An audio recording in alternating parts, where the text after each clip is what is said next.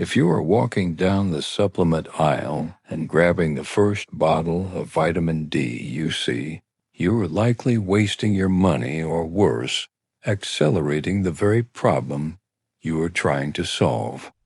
Most people believe that simply swallowing a pill raises their levels. That is biologically false. There is a specific form of vitamin D that your body treats as a foreign object, and another combination that, without the right safeguards, can actually drive calcium into your arteries instead of your bones. You might be checking a box for your health, but biologically, you could be hitting a dead end. Why does this distinction matter so much right now? Because as we cross the threshold of age 35, 45, and into our 60s, our body's margin for error shrinks. When you were younger, your skin was highly efficient at synthesizing vitamin D from sunlight. But as we age, that efficiency drops significantly. Simultaneously, our need for this hormone, and yes, it is a hormone, not just a vitamin, skyrockets. It dictates everything from immune modulation to the structural integrity of your skeleton. It is perceived safety. Millions of adults believe they are covered because they take a daily pill, but blood tests often reveal their levels haven't budged. They are experiencing functional deficiency, ingesting a supplement that their body cannot unlock or utilize.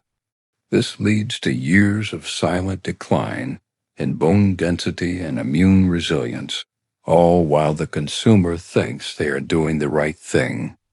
Let's look at the 3 most common versions of vitamin D that end up in medicine cabinets and why they fail you. Often when a doctor notices low levels, they prescribe a massive dose of vitamin D2, also known as calciferol. Patients trust this because it comes from a pharmacy. That is a mistake. D2 is the plant-derived form, typically harvested from irradiated fungus or yeast. It is much cheaper to produce. The problem?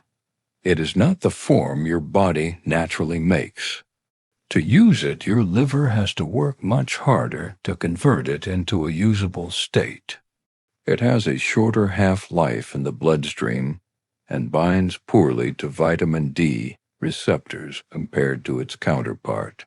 You are essentially giving your body a raw material it doesn't really want, resulting in a sluggish, inefficient rise in your levels.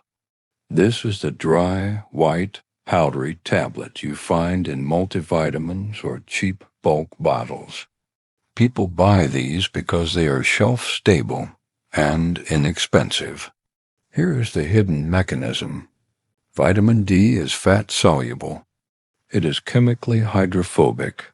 It hates water.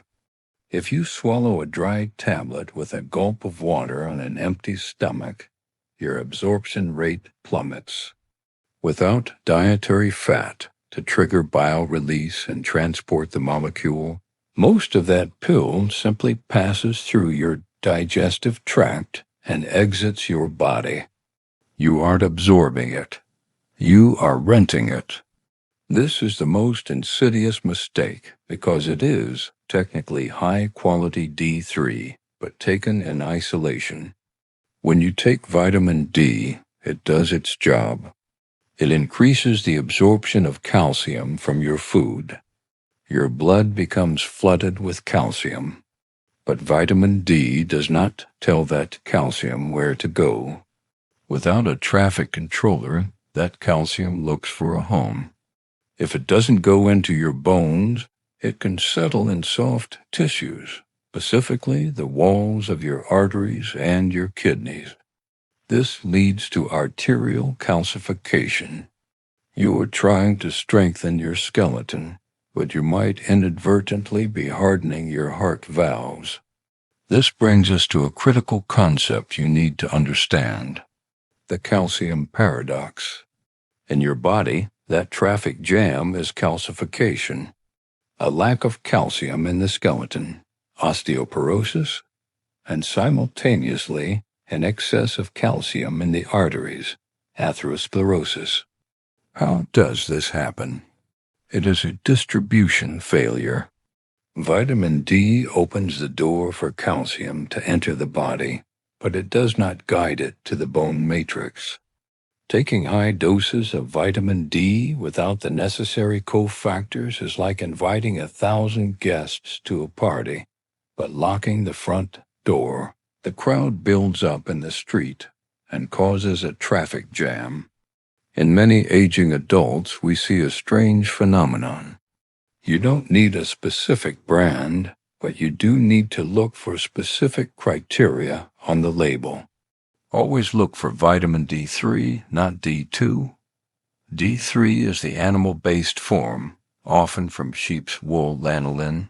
Though vegan D3 from lichen exists, it is bioidentical to what your skin produces. It raises blood levels more effectively and stays in your system longer than D2. If the label says ergocalciferol, put it back. Never take a significant dose of vitamin D3 without vitamin K2. K2 activates a protein called osteocalcin, which grabs calcium from the blood and cements it into the bone. It also activates matrix GL, a protein, which sweeps calcium out of your arteries. Look for K2 in the form of MK7, menaquinone 7. MK7 stays active in your body for days, whereas other forms like MK4 vanish in hours. The pairing of D3 and K2 ensures the calcium ends up in your bones, where it belongs. Since vitamin D is fat-soluble, you have two options. You can either buy it suspended in a carrier oil like olive oil, coconut oil, or MCT oil inside a softgel, or you can take your tablet with a meal that contains healthy fats, avocados, eggs, or nuts. Do not take it with just coffee or water.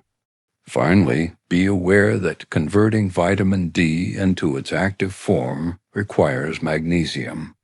You may have a hidden magnesium shortage. It is the engine that drives the conversion process. Here's the bottom line. It is determined by what you absorb. Taking the wrong form of vitamin D is not just a waste of money. It creates a false sense of security that leaves your long-term health exposed. Switch to D3, pair it with K2, and take it with fat. Stop trusting the marketing on the front of the bottle and start reading the biochemistry on the back.